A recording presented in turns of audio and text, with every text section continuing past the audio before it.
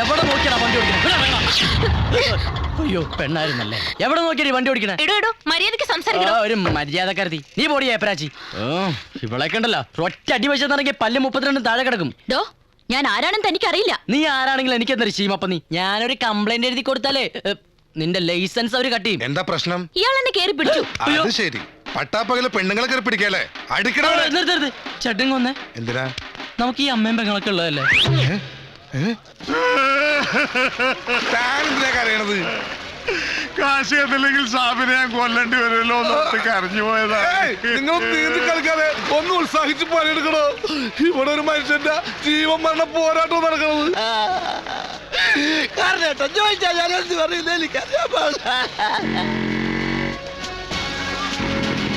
എന്താ എന്താ പ്രശ്നം? വണ്ടി ഇടിച്ചെടുത്തും വെള്ളത്തിൽ പോയി. ദൈവമേ തീപ്പൊരിച്ചേട്ടൻ. അവിടെ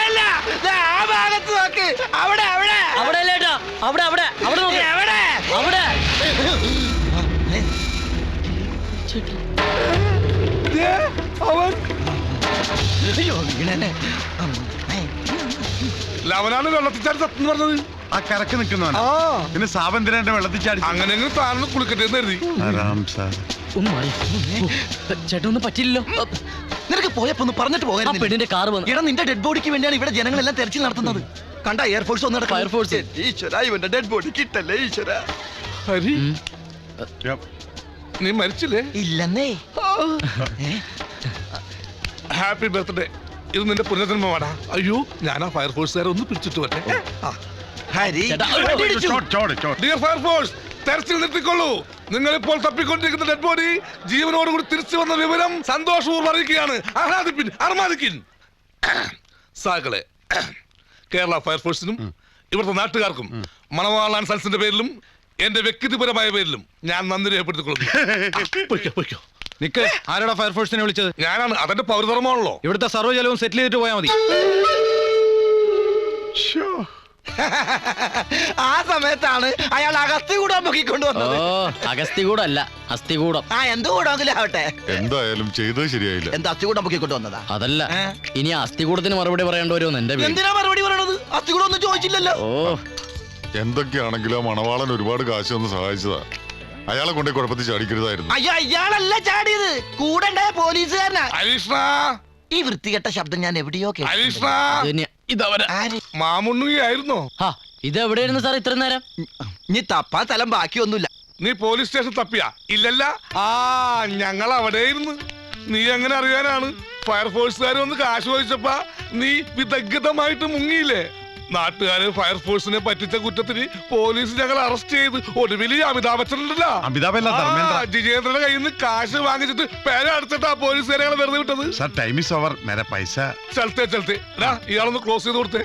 എന്നെ ക്ലോസ് ചെയ്യാനാ? കാശിന്റെ കാര്യമൊന്നേ. എത്രയാ? 23,330 രൂപ 35 പൈസ. 35 പൈസ ഡിസ്കൗണ്ട്. 23,000. കാശൊക്കെ കറക്റ്റാ. കണക്കിന്റെ കാര്യത്തിൽ ഈ ഷാരൂഖ് ഖാൻ ഉണ്ടല്ലോ. അയ്യോ ഷാറൂഖ് ഖാൻ അല്ല, എനിക്കറിയാന്നേ ദേവാനന്ദ്. മണവാള സാറേ, ഇപ്പൊ മറിക്കാൻ ഞങ്ങളുടെ കയ്യിൽ കാശുണ്ടാവില്ല. കാശൊക്കെ കടയിലിട്ടിരിക്കുക. എങ്കിൽ കടയിലേക്ക് പോവാ. ലോഡായി കിടക്കുക, ഡെലിവറി ഒന്ന് കഴിഞ്ഞോട്ടെ. ആര് ലോഡായ കാര്യമാണോ നീ പറയണേ? എന്നെ തള്ളേ, ഞാൻ പടക്കത്തിന്റെ ആരോട് പറഞ്ഞത്. 3-4 ദിവസം കൂടി കഴിഞ്ഞ ദീപാവലി അല്ലേ? പടക്കം കയറ്റി അയച്ചു കഴിഞ്ഞാൽ കാശ് വരും. അത് വരുമെന്ന് ശ്രമിക്കണം. ഞാൻ വെയിറ്റ് ചെയ്യാ, പക്ഷെ വെയിറ്റിംഗ് ചാർജ് തരണം. എന്ത് വേണേലും തരാം. കാശ് കിട്ടുന്നത് വരെ ഇവിടെ കൂടാല്ലേ? മിസ്റ്റർ ധരം, തല എവിടെയാണ്? തല ഇവിടെ. അതല്ല, തല വെക്കുന്നത് അവിടെയാണോ ഇവിടെയാണോ? ഇവിടെ. ആയിക്കോട്ടെ. ഭഗവാൻ. മിസ്റ്റർ ധരം, വൈകിട്ട് എന്താ കഴിച്ചത്? പരിപ്പും ഉരുളക്കിഴങ്ങും. റിസ്ക് എടുക്കണ്ട. മാനോ മര്യാദയുള്ള ഒരു തെണ്ടിയില്ലടാ ഇവിടെ. അതെ, എന്റെ മോനും നിങ്ങളുടെ പെങ്ങളുമായുള്ള കല്യാണം ഇനി നടക്കില്ല. നടക്കില്ലേ? എന്താ പ്രശ്നം? ഒരു സ്ത്രീ ലംബടന്റെ പെങ്ങളെ എന്റെ മോന് വേണ്ട. പോക്കൃത്തരം പറഞ്ഞാലുണ്ടല്ലോ. പോക്കൃത്തരം കാണിച്ച് ഇവനാ നിങ്ങളുടെ പുന്നാര അനിയൻ. എന്റെ മുതലാളി സേട്ടുവിന്റെ ഒരേ ഒരു മകളെ പട്ടാപ്പകല് നട റോഡിൽ വെച്ച് ചാടി വീണ് കേറി പിടിച്ച് പേടിപ്പിച്ച് പീഡിപ്പിച്ചു. എന്താടേ കേൾക്കുന്നത്? അതാ കാറ് വന്ന് ബൈക്കിലിടിച്ച പ്രശ്നം ഏട്ടാ. പിടിച്ചു എന്നുള്ളത് നേരാ, പക്ഷെ ആണാണെന്ന് കരുതിയാ പിടിച്ചത്. അപ്പൊ ആണുങ്ങളെ കയറി പിടിക്കും. അമ്പടാ ഭയങ്കര. ഇവനെ പോലൊരുത്തുള്ള വീട്ടിൽ എന്ത് വിശ്വസിച്ചാ എന്റെ മോനെ പറഞ്ഞയക്കുന്നത്? ഒരു ദുർബല നിമിഷത്തിൽ അവനെ എന്റെ മോനെ കയറി പിടിക്കില്ല എന്ന് എന്താ ഉറപ്പ്? ഈ കല്യാണം നടക്കില്ല. സംസ്കാരമില്ലാത്തവൻ.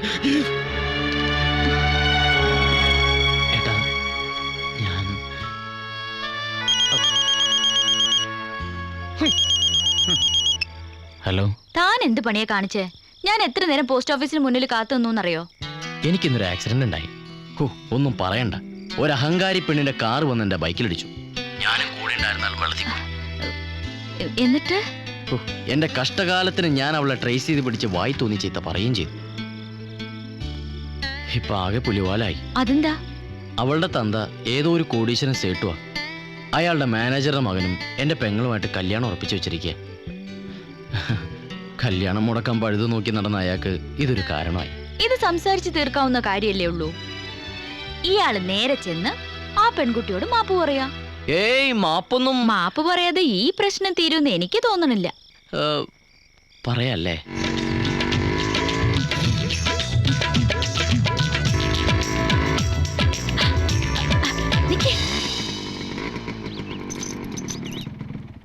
ഇതാ മുട്ടുപോലത്തെ വീടാണല്ലടാ. ഇതാണ് ഞങ്ങളുടെ വീട്. ഇത്രയും വലിയ വീടാണെങ്കിൽ ഒരു കാർ വിളിച്ചു പോന്നാ മതിയായിരുന്നില്ലേ? നീ ട്രോളിംഗ് ബെല്ലടിച്ച്. കഷ്ടം.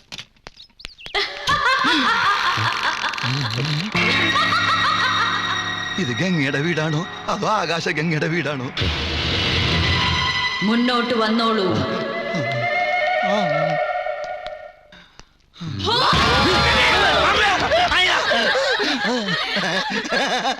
അരി പേടിച്ചു പോയി. Thank you. Take your seat. അയ്യോ ചായ ഒന്നും വേണ്ട. ഇരിക്കാനാ പറഞ്ഞത്.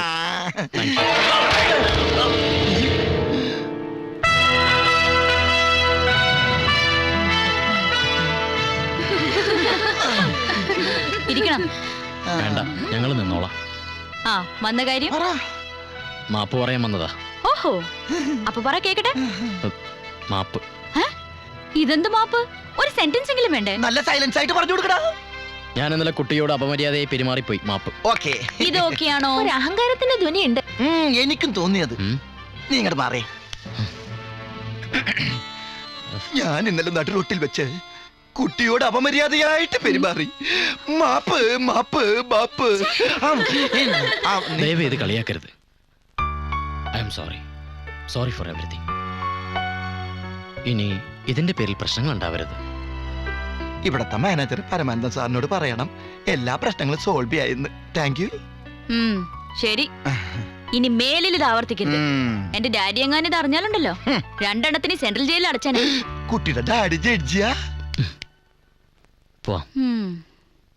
എന്റെ ജീവിതത്തിൽ ഞാൻ ഇങ്ങനെ ചമ്മിട്ടില്ല. എന്തോ അല്ല, എന്റെ അമ്മായി നമ്മുടെ മുമ്പിൽ ഒഴിച്ച്. എന്നെ തൊലി ഒഴിഞ്ഞു പോയില്ലേ? അതെ, ഡ്രോളിംഗ് ബെല്ലടിക്കണം. മൊബൈലാ. ഹലോ. ആ ഞാനാ. എന്താ ആ കുട്ടിയോട് മാപ്പ് പറഞ്ഞോ? മാപ്പോ? ഞാനോ? എന്റെ പട്ടി പറയും. കുട്ടി എന്തായി പറഞ്ഞേ? നമുക്കുള്ളൊരു അന്തസ്സൊക്കെ. വെറും ഒരു ചീള് കേസിനോട് മാപ്പ് പറയാന്നൊക്കെ പറഞ്ഞു. പെൺകുട്ടി കണ്ടില്ലേ? കണ്ടു.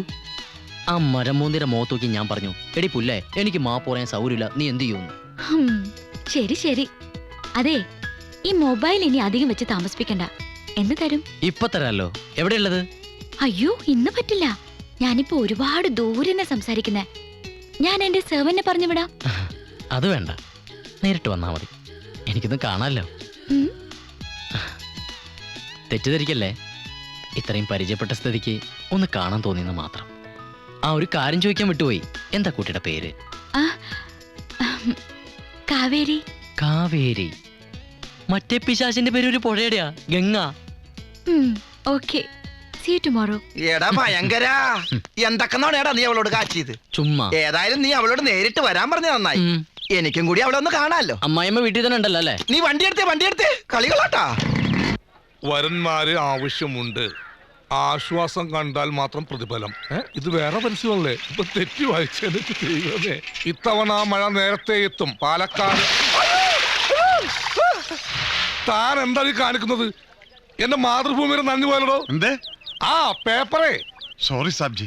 സി മിസ്റ്റർ രാജേഷ് ഖന്ന, ഇപ്പുറത്തൊരാൾ നിൽക്കുമ്പോൾ അപ്പുറത്തുനിന്ന് വെള്ളം ഒഴിക്കാമോ? ആ ശരി. എന്റെ ഭാഗത്ത് തെറ്റുണ്ട്. മോട്ടോർ വെഹിക്കിൾ ആക്ട് പ്രകാരം കാർ കഴിയുമ്പോൾ ഒരിക്കലും ലെഫ്റ്റ് സൈഡിൽ ഇരിക്കാൻ പാടില്ല. മാറിയിരുന്നേക്കാം.